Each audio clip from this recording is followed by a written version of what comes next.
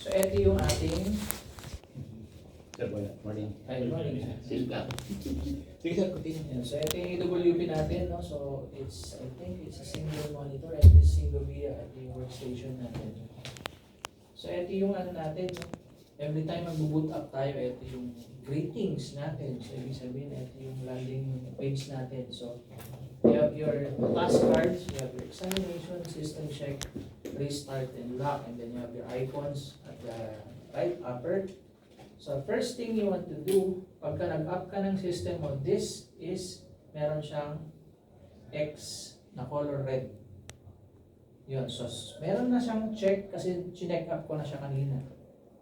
Okay, so, pagdating mo ng umaga, boot up ng system, meron siyang X mark dito. So, you have to click yung X mark na yan and then, magpo-proceed ka dun sa system check niya. O yung check-up procedure. Pero ngayon, kukunin natin yung check-up procedure niya dito sa ating cogwheel or yung settings. Cogwheel and then check-up. And then, Wala lang, mag-explain lang kami. and then check lang natin controls. Then, ito yung ating control console. So, meron siyang table up, down, in, out. This is your play button or your movement. You have your laser light. You have your home button key. You have your mic doon. Pick up and then this one is yours. Yung mic mo dito. Yun. So, pagka mag-engage ka sa patient or mag-instruct ka, you have to press this one and speak and then on mo to para marinig mo dito yung kanyang iniebas or sinasabi doon. Okay? So you have your safety. Pag in-engage mo to parang emergency stop. If you engage this one, mawawala naman yung kuryente ng gantry mo. Okay? So this one is your start. This one is your stop. Radiation on, radiation off. So, sabi niya, check up, go. So ito yun, just follow the orange light. So pag sinabi niyang go, click on go. And then mag-i-initialize siya. So ano ba yung mga natatandaan natin when it comes to check-up procedures? Walang tao sa loob. Yung gantry natin, wala siyang dapat anything. So minsan, di ba, on a day's work, ang daming nakalagay, nakalimutan natin yung linen nandun sa may gantry, so we have to take that off and then you run yung ating check-up procedures. Okay, so magbi-blink yung ating on and then that's the time na pwede na tayo mag-press start. Start. Feed 0, start lang natin siya.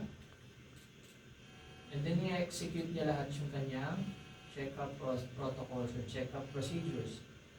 From your function emitter, wear down, run out, whatever, it's inside dun sa gantry, i-run niya. Okay? So, kung meron siyang napipick up ng, by the way, bakit nga ba tayo nag-check up ng ating system? Para saan po ang ating check up procedures? Hindi ako may error. Yes, exactly, no? So parang error check, parang nire-ready mo yung system mo for procedures. So it's very important, no? Niraran natin every time yung check-up procedure natin, especially pag mag-boot up tayo in the morning. So bawa, nag-turn off tayo ng system natin at 10 p.m. then wala tayong patient at 7 a.m. kung ano yung shift natin, we have to boot up and check up natin yung procedures kasi it's for the system para dun sa tubo. Well, you can disregard, no? Yung, kasi papago ka naman nito eh. Pero yun lang, be ready kung ano yung yaw-yaw sa'yo ng radiologist mo, bakit ganyan yung image quality, bakit nag-ringing artifact na tayo, or bakit nagpapalit na tayo ng tubo, eh, ilang years lang. So, basically, ito yung pag-aalaga natin ng system natin. Check up, phantom check, calibrations, and all. Okay, so, ibig sabihin now, nire-ready natin yung system natin for procedures kung meron tayo ngayon. Okay, so even mamaya, if you can check, even yung kanyang table, sina-check niya for alignment. Even yung tilt niya, sina-check niya for alignment. Okay, so do you have any question? Hindi ba yan, sir, meron yung certain number of exposure ang dapat na For a day? ma-meet For a day? before mag-malfunction ng ang Yeah, it's in, ilang it's in tube seconds po, ma'am. So as to kung ilan yung tube seconds, I'll get back to you and check ko dun kay Engineer RG. 1600, ilang best, pwede naman pa rin. Yan, so this system, pagka, bawa, nag-idle, nag-boot up, nag-check up ka ng 7 a.m., no? And then, wala kang ginawa, nag-idle siya for 4 hours, hingi siya ng kali or calibration. Yun, so, yung first na pop-up niya, or pag hingi niya ng check-up, iraran natin yun. Yung first. And then succeeding, bawa, naghingi siya ng check-up at, say, 2 p.m., niran natin siya, and then na-idle siya ulit for like 4. Humingi siya ng 6 p.m. Wala ka naman patient na gagawin, just delay. Pwede mo i-cancel. Making sure na pagka may patient ka at 8 p.m. bago mo ipasok yung run your check-up procedure. Kasi nire-ready mo ulit yung system mo, diba? Certain procedure.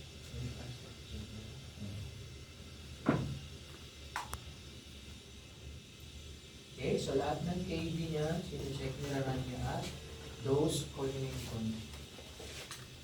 So, yan, so 120 ml, 120 KB, 3 by 2 mm, tube A, at 0.5 rotation time. So lahat yun ay ine-execute niya. Okay? Hindi sila mag-attend. Kasi secretary. Wala ko rin. Sure. Yes, lang. Well, there are talks kung bakit daw ang tagal ng check-up procedure ni Siemens, no? Kasi, mindset is, ang dami niyang laman eh, kaya kailangan niya i-check lahat, no? Isa-isa. Whereas kung yung mga ibang nanghihirapan eh, ang bilis lang kasi yun lang yung kanyang nakalagay dun sa gantry. Si Siemens kasi, everything is being checked.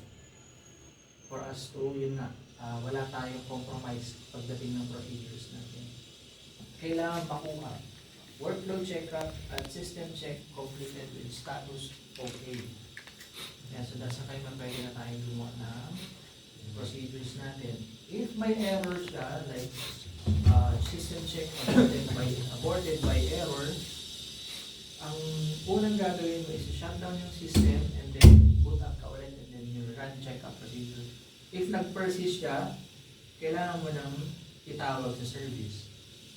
And then i-relay nyo sa kanila kung ano ba yung error na yun. Okay? So, after this one, i-next natin siya, close, and then the system is ready for procedures. Okay, so balik tayo dun sa loob. Check. Ito siya, so basically parang dun sa control box. And sa meron kayo itong nebula, you can choose to yung the map. Basically, pwede nga kasi. And then, yung table information mo is your height is yes, so pag pinig mo yan, your information, the table position is okay, your height is 100 millimeter, weight is negative 375, so go in. So magkakaroon siya ng information about dun sa iyong table position. Okay, so you have your laser light. Yung laser light natin, kung saan natin ito ito, that's it. Yung ibang system nyo, di ba, kailangan nyo calculate yung forward, middle, backward, laser. So, pwede tayo mag-set kayo ng mag-explain kayo ng movement nyo, pasok yung na natin natin. So, Siemens is This will be your start scan. So you will itama ito. For example, you will be doing the head or brain. Basically, 2-3 fingers above the vertex. And that's it. If you're doing the abdomen, sa nipple line, that's it. So what's the chest, sa lower lip, that's it. Okay? And then, you have posterior tilting. So paano mag-tilt ng gantry? Kaya yung tilting gantry procedure.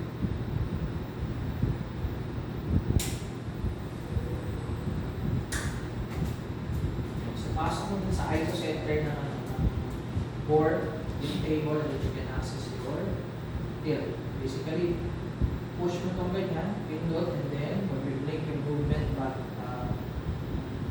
mo, and then steady press, and then mag-tilt na yung gantry. So, say negative 15 ang gusto, and then it will stop at negative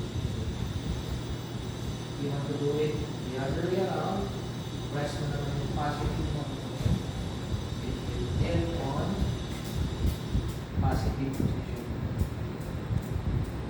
Remember, papasok is negative, outside is positive. So it can tilt at plus minus 30 degrees. So pag magpa-perpendicular na kayo, 0 tilt, press mo lang ito. And then 0.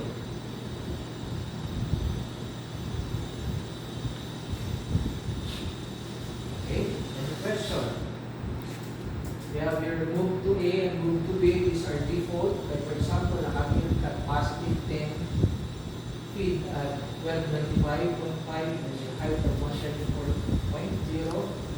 Pag for the next multiple, si move to A, isa-save niya yung coordinates niya sa A. So, every time na ginaba yung patient, for example, do the research o kung ano man, pag ika ng patient ko move to A, press exactly the same coordinates niya. So, hindi natin siya masyadong ginagawa kasi every time may patient. Okay? So, that's your table information. Okay, so you have also your, talking about dito muna sa tayo. You have also your home button key. So if it's still 10 feet high, pag furnace mo to is 0 na.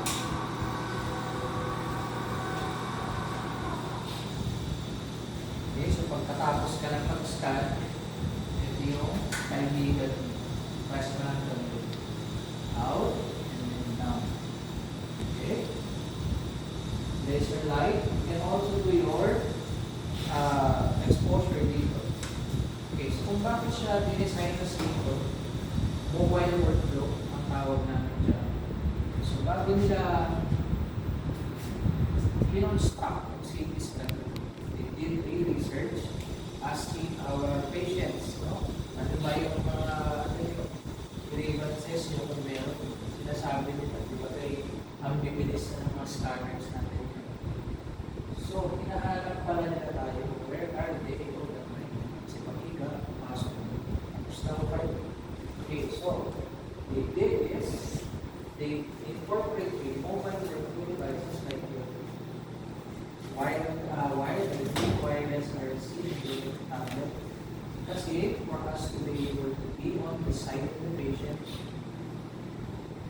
ng maraming time. So, example, patients coming in for brain head. So, for a first timer, you can basically register the patient's name. You can do an emergency. So you can do an emergency registration if wala kang identifier ng patient mo. You can click on go. Yun, so habang kinakausap mo yung patient mo, you can check your identifiers. You can check on your positioning, set first to find, or basically, so swipe mo lang siya ganyan. See? Yan. If it's head first prone, head first supine, you can by simply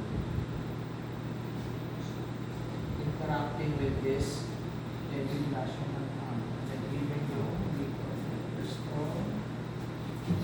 first supine, and so on and so on. Even yung table movement, table in or going out. And then, most important is, pwede kang pick up na procedures mo. If gagawa ka ng head, if gagawa ka ng abdomen, all your configured protocols are readily available dito sa tablet mo. So making sure na yung patient is, yun nga, at ease. Yung anxiety niya is nalilesen kasi nga nandito tayo sa kanila. Explaining things to them, kung po kayong gagalaw, ito po yung gagawin natin. So we get to spend more time with the patient. Okay? So especially pagka, yun nga, nakasituate ka sa, say, hospital na is private, okay? Ano naman yung private patient? Experience-wise, kailangan. Nagbayad ako ng dito kailangan pa-experience mo sa akin yung system mo. So by means of this mobile portable devices, we get to spend more time sa kanila. Sinashowcase natin, you can even check on images. Less RC. So I can see meron tayong barrier dito. Pero inaaral ko sa Carolina. North Carolina. Ganun lang kami. So, daming patient, may barrier, equipment yung stopless. Dito, expose kami. Doon lang sa tablet. If patient is very anxious no first time, yun, so making sure na walang galaw, use your mobile workflow device. So, grasp mo lang siya ganyan and then you can easily, hindi pala easily kasi yun na, wala siyang connection. Yan. So, grasp mo lang siya ganyan and then do your thing. Yan, you can click this one dun sa scrub suits ninyo, making sure again you get to spend time with the patient. Okay? If you want to do a ECG-gated scanning, so magkakaroon siya ng ECG trace. So lahat ng information about your table, your ECG, your protocol configuration sa tablet. You can also do your field of view. Scan ka lang field of view, para lang siya regular one. So it's a touchscreen system. The only thing na hindi mo magagawa dito is exposure. You have dito, meron siyang go, meron siyang scan, pero it's stable siya. Kasi touchscreen to, no? Baka mamaya, makatouch na natin siya, nag-expose sa tapos. Disable na yun. Movement, exposure, and exposure. And here, sa config natin, you have your general. You can also have your mood light. Yan. So, isang bentahe yan, no? Especially pagka pedya or toddlers yung ating patient. No? Pwede tayong magpuling-puling sa kanila. What's your favorite color, Mima? Yan. Diba? So you can, mood light. That is your A lower yard. And then comes up with a 2D camera, your patient's observation. Okay, so yan kasi pagka nagpo-configure sa AWP mo, naka-on yung 2D camera mo, you can check yung sa screen yung activity mo, patient, 2D. Okay, so you can check on your brightness, you can check static, or you can do random. Or pagka say na choose ka sa New Year, na evening, no? At wala kang patient, kuha ka ng kuha ka ng table, sa red horse. Tapos, test mo lang siyang ganyan. Hindi ba kaya naman, patay mo yung ganyan. O para kang nasa kabaret. Parang nasa kabaret din. May iniibig kang person, test ka na yun. No? Hindi. May table lang. Yeah. tinatawag nilang city experience. Yan ang pa-experience natin. Okay, you have your intervention, yung tupalo na ng interventions natin. Like your joystick. Kasi yung dinala mong second tablet kanina, di ba? Ang mapapansin mo, magkano ba yung kanya? Yung sa likod. Yan. So, that one is basically para sa towing natin. Nakalagay yun siya. So, the doctors, can take it out. Can do yung field of view, can magnify the image, they can use a distance line para na-measure kung ano yung target. Okay, so to follow the intervention system. Okay, so again, this system can do everything. So, okay. So yeah, so any question? So equally, you can just play around, check nyo kung ano yung right? Sa inyo